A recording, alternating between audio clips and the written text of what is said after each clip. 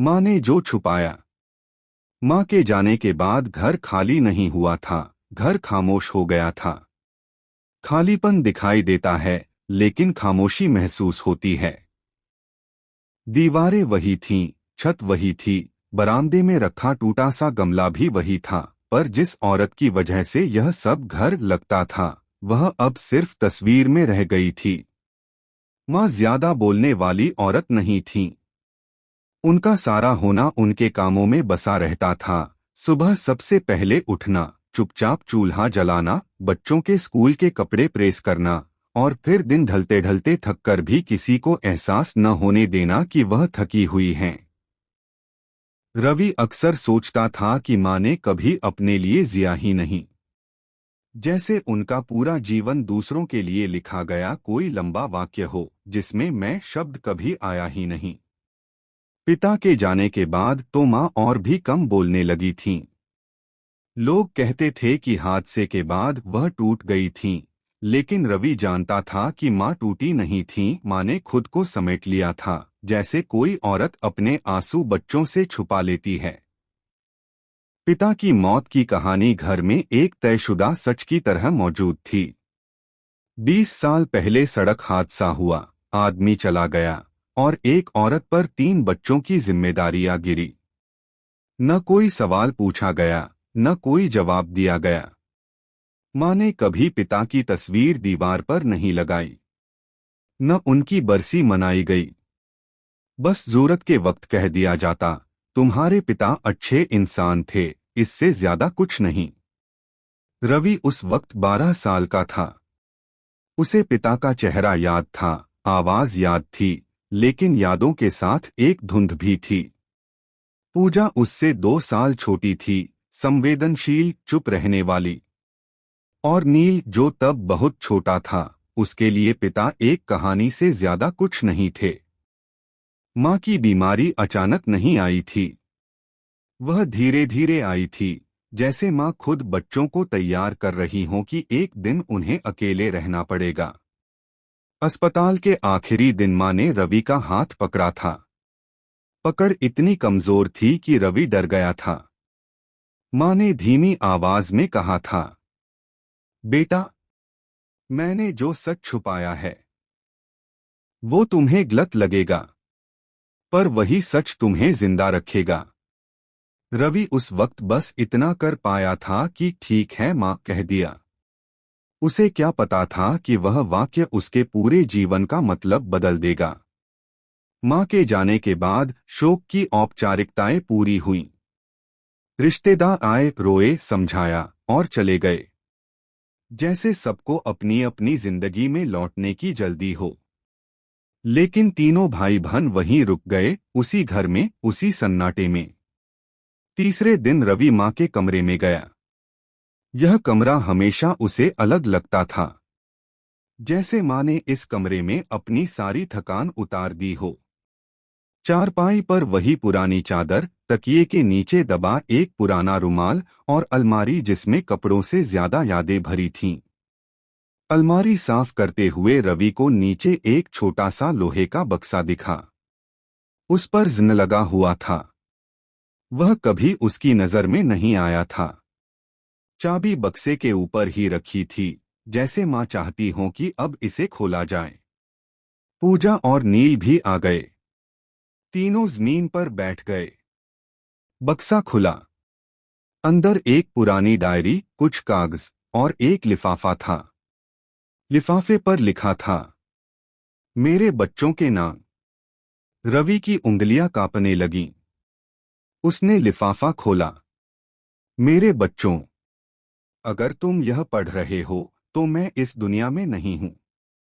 मुझे माफ कर देना, क्योंकि मैंने तुम्हें पूरी जिंदगी अधूरा सच दिया। तुम्हारे पिता की मौत एक कहानी थी, सच नहीं। पूजा की सांस अटक गई। नील ने अविश्वास से रवि की तरफ देखा।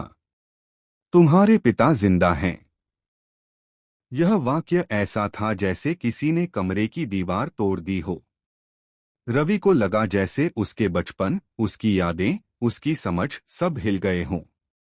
माँ ने आगे लिखा, मैं जानती हूँ यह सच तुम्हें गुस्सा दिलाएगा। तुम सोचोगे कि मैंने तुम्हारे साथ धोखा किया। लेकिन जिस दिन तुम्हारे पिता इस घर से गए थे, उसी दिन मैंने तय किया था कि सच से ज्यादा जरूरी तुम्हारी जिंदगी है। माँ ने बताया कि पिता एक साधारण आदमी नहीं थे। वह एक ऐसे सच के गवाह थे जो बहुत बड़े और बहुत खतरनाक लोगों से जुड़ा था। अगर उनकी पहचान उजागर होती तो उन्हें ही नहीं, पूरे परिवार को मिटा दिया जाता। सरकार ने उन्हें छुपा दिया, नई पहचान दी, और मैंने दुनिया को बता दिया कि वे मर चुके हैं।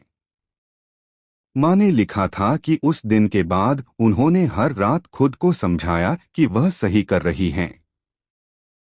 हर बार जब रवि स्कूल से लौटा और पूछा पापा कब आएंगे, माँ के अंदर कुछ टूटता गया।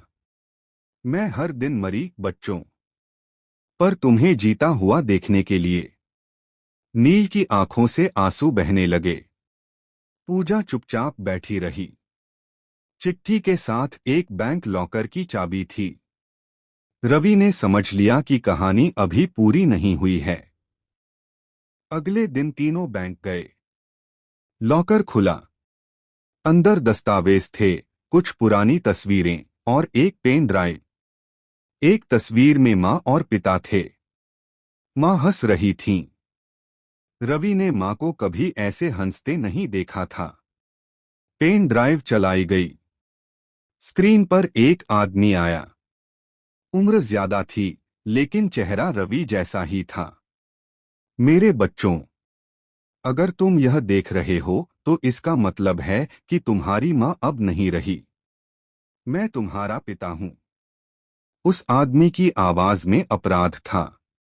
उसने बताया कि कैसे माँ ने एक रात उससे कहा था, अगर तुम लौटे तो बच्चे मरेंगे, अगर तुम मर गए तो बच्चे जिएंगे।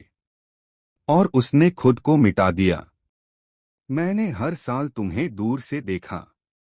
तुम्हारी जिंदगी माँ ने मुझे दिखाई, लेकिन तुम्हें छूने का हक कभी नहीं दिया। वीडियो खत्म हुआ। कमरे में सन्नाटा था। रवि को समझ आ रहा था कि माँ ने झूठ क्यों चुना। क्योंकि कुछ सच सच नहीं होते, वो हथियार होते हैं। उस रात तीनों माँ की तस्वीर के सामने बैठे। पहली बार माँ की चुप्पी समझ में आ रही थी।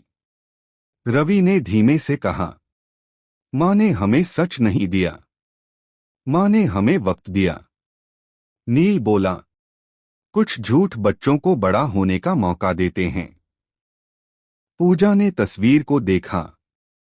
और कुछ माएँ खुद अकेली रहकर अपने बच्चों को बचा लेती हैं। उस दिन के बाद घर वही था, पर खामोशी बदल गई थी। अब वह खाली नहीं थी, अब वह समझ से भरी थी। अब उन्हें समझ आ गया था, पिता दूर इसलिए नहीं थे कि वो छोड़ गए थे, बल्कि इसलिए कि वो जिंदा रहकर भी बच्चों की मौत नहीं बनना चाहते थे। उनकी दूरी एक पलायन नहीं थी, वो एक पिता का सबसे खामोश बलिदान था। अंतिम बात, हर झूठ गलत नहीं होता।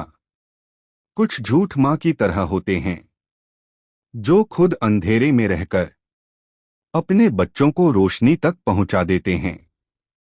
कहानी पसंद आई हो तो चैनल को सब्सक्राइब करें ऐसे ही और अच्छी कहानियों के लिए।